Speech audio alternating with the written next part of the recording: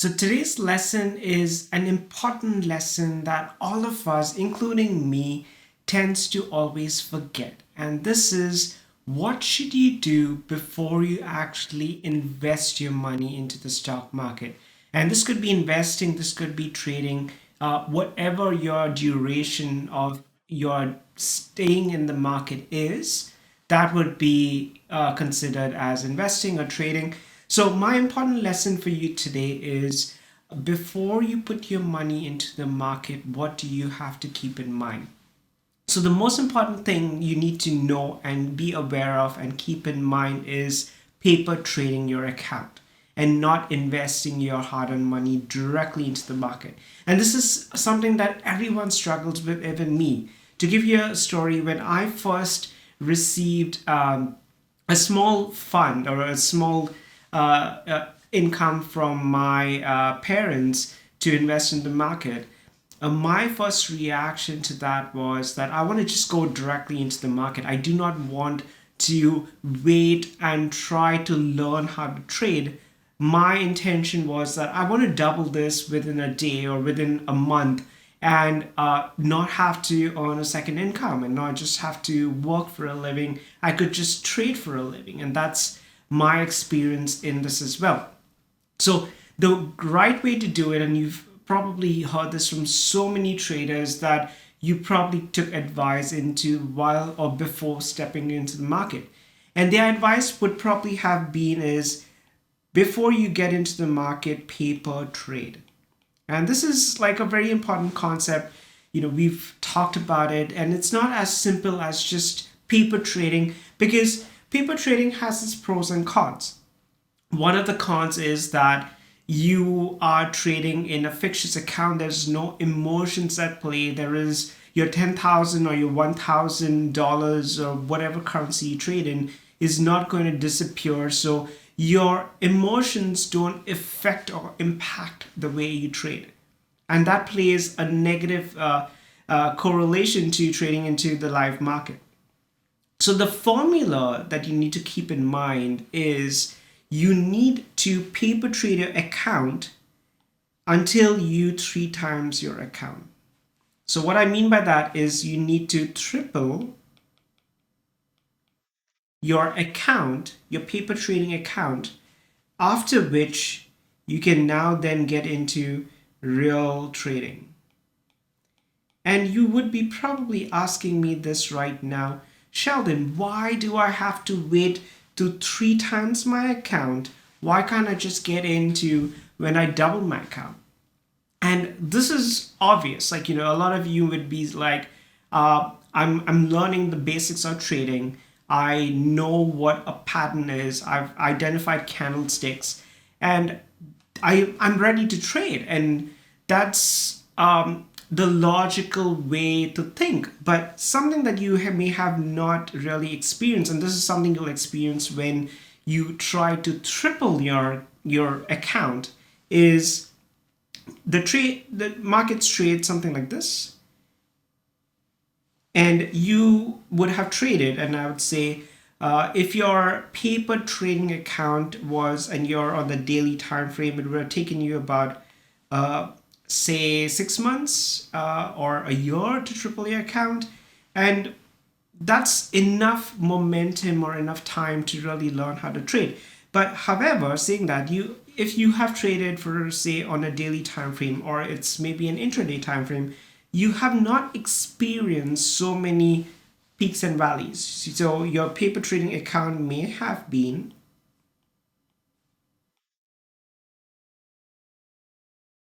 just from your all the way to your. What you have not experienced is a bear rally or bear cycle, and that's something that you would experience in your real account. And guess what? That how that's going to turn. So your when you put in your real money into the account, that $10,000, just assume that you put 10,000, you could have three times it or say doubled it year, but you would have minus that x one time by actually getting it down there. So you see, like, you don't actually get enough experience by just doubling it once or doubling it twice. So that's my advice to you. Take it or leave it. There is no one that's going to hold you accountable to it except for yourself, and like you'll learn it in real time. So I'll share a little bit about my experience and why or how I actually took about physically trading. So my first instance was I went directly into the market, tried to learn on the go, like or on the job learning, you could call it. And that's very different from like going to a university and studying for 4 years or 5 years, whatever or if you're a medical doctor, study for 8 years before actually practicing. And you could do practice in the medical profession. You do get to practice as well for a bit of time. But the concept is that you're not educated enough in trading just the way you would in a professional field. And the result is that you're training on the job and the duration of your journey is now expanded. What I mean by that is, say you would have spent 4 years doing a degree or doing a course, whatever you want to do. And now when you enter the field to really practice or to really earn a living, you're now a professional. And this is where your gains would really be doubled because now you have so much of experience. So say in your first year onwards, you would actually make times 3 because you spent those 4 years actually toiling without any income. Now, if you start on the first day, and this is where you would be like, I want to actually trade and learn. People do that too. People do that too. So don't get me wrong when I say it's not okay to like paper trade or try to like triple your income, your trading account in a paper trading account. So you could do that as too. But now this would actually be all the way to because you're practicing and learning real time, and at the same time your account size is dwindling. You can see the relationship, like your account size is actually going down and down as time goes by. So when you actually so this is your account. You would probably start out at 10,000, and by the time you're ready to start, it's gone down to 5,000. And now you've got to build it up all the way from 5,000 all the way to 10,000 again. So you're actually now learning real time and trying to like triple your account with very little capital here instead of starting with a solid 10,000 and then doubling it to 100K. You get what I'm saying? It's a very simple concept. There's no rocket science on it, but it's just the application. And I personally struggle, and that's the reason why I'm sharing with you so that you don't struggle as I have. And trust me, like I've done it. I've tried to spend so much of my time just kind of like winging it, learning it on the go, and it got to an extent that I actually decided to spend 8 years of my life just practicing and learning how to trade before I could step into the market again. And that's a long journey. It's like me doing a PhD in trading. Having said that, I'm still not a perfect. Like I wouldn't say that I can time every trade to the T. It's a learning journey, and I'm still learning as time goes by. Just like a doctor, it doesn't finish as soon as he finishes 8 years of medical school, is not now a professional doctor and never has to study again. So that's applies to everyone as well. Now, after you get into the trading world and say, you now have studied, mastered at a decent level that you can now trade.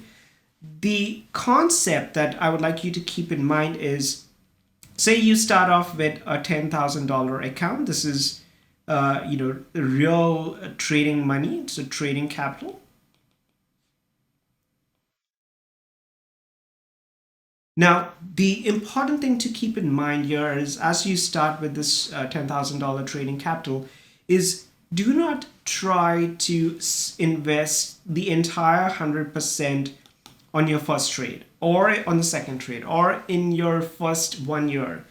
And the reason is that there could possibly be certain peaks and valleys that you're not yet accustomed to, which you'll actually gauge and learn about as time goes by. So my advice to you on this is spend, so this is a complete no, don't ever do that. Start off with 10% of your capital. And the 10% year, so even though you've got a big broad account, only invest 10% of your capital. If it grows to 20%, then okay, then invest 20% of your capital. But just keep like, so if you got 10,000, now 10,000 is a smaller value, and then maybe you'll have to start off with 20,000, because what can you actually buy with 10,000? Nothing. So 20% of capital, again, diversify. There's a different video on how to diversify and when to diversify. But start gradually, and then as you grow to 30%, then maybe okay, spend that 30% and then learn from there. But keep the 90% in your reserves. So what you are trying to do is trying to build up or triple your account on that 10%. And by doing so, it gives you so much of confidence that if you can double a 10% account into 30%, now you don't need this 90% anymore. This is reserves. And as you get confidence, as you actually learn better and better how to trade, then start scaling up. And scaling is a different concept in itself, which you will learn in time on how to scale up your account from increasing it from 10 all the way to like 200. And there are traders that actually make a 200% profit, and there are traders that make 400% profit, not on the day trading scheme of things. And day trading is the Wild West, a risky endeavor. Not saying that it's not possible or people are not successful day traders. It's just more risky than a little longer term trading. So I hope this was helpful. Tidbits of the basic concepts of why it is so important to a paper trade first, and the importance of tripling your account. So keep that in mind, and I hope you can apply this. And in the comments below, I want you to tell me your experiences. How was your first experience getting into the trade? Like, what did you learn from this journey in trading? Did you apply it, or did you just skip it and then had to learn the hard way? Did it cause you to actually blow up your account? And how many times did you blow up your account? So let me know this into the comments below. And I'm really looking forward to hearing your thoughts, and I'll reply back to your comments as soon as I hear from you. So with that, I'll see you in another trading video. Stay tuned, and goodbye, and all the best in your